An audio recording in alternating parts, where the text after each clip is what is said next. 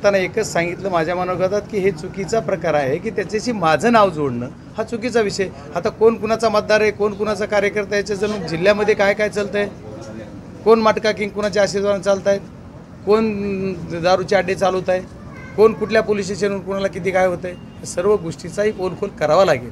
मी त्याच्या विषयात जाऊ इच्छित नाही आहे। वाळू माफिया कोण आहे याचं सर्व बरेच प्रकार आहेत। मी आणखी थोडं कमीच बोललो आहे, पण मला त्याच्यावर जास्त बोलण्याची इच्छा पण नाही की हा विषय निवडणुकीतल्या विकासावर आणि तत्वावर निवडणूक न्यावी, तर निवडणूक दुसऱ्या मुद्द्यावर न्यायची गरज नाही आहे। आणि मग जर माझ्यावर तो आरोप केला तर ह्या आरोपाला ही आरोप आज नाही ना, हा आरोप माझ्यावर वर्षानुवर्ष होता, म्हणजे बऱ्याच दिवसापासून। मग आत्ता आणखी तोच रस्तो डायलॉग तेच, हे चुकीचं आहे ना। बाबा, या निवडणुकीमध्ये एक नवा ट्विस्ट आला, एक रेकॉर्डिंग आहे पंकजा मुंडेंची आणि एक रविकांत राठोड म्हणून एक रेकॉर्डिंग आहे, त्या रेकॉर्डिंगमध्ये दबाव टाकला जातो, असं अनेक प्रश्न आहेत त्याच्यामधल्या। कसं पाहताय सर? आपल्याला कसं वाटतंय, पत्रकारांना कसं वाटतंय?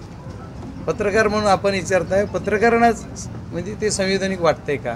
आणि या सर्व पब्लिकला, समाजाला तुम्ही वेठीस धरताय, समाजाला मुठभर समाज बोलताय, पुन्हा तुम्ही जातीवादी नाही म्हणता, जातीवर तुम्हीच बोलताय।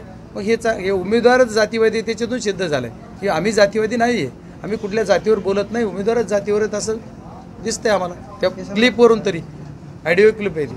मात्र निवडणुकीमध्ये अशा पद्धतीनं आश्वासन देणं, आमिष दाखवणं कितपत योग्य आहे? तुम्ही नाही, जे आमिषचा भंग आहे आणि याच्यावर मी तक्रार देण्यापेक्षा निवडणूक आयोगाने ते ऑडिओ क्लिपचा हवाला देऊन कारवाई करणं उचित आहे। पण निवडणूक आयोग काय करणार आहे मला माहीत नाही। SP सुद्धा त्याच्यावर गुन्हा दाखल करायला पाहिजे, SP साहेब पण करतील अशी अपेक्षा करू, जागरूक असली तर।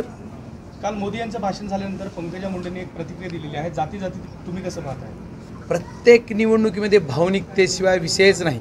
मुंडे फॅमिलीच्या बाबतीत ह्या जे आमच्या ताईसाहेब आहेत दोन्ही, त्या फक्त भावनिकतेवर निवडणूक आणतात आणि आता परत सांगतात की आमचा बीड मागासले पण आहे। जर मागासले पण तुमच्याच घरात सत्ता आहे, 10 वर्ष झालं सरकार तुमचे मागासले पण घालवायचं, तुम्ही काय केलं?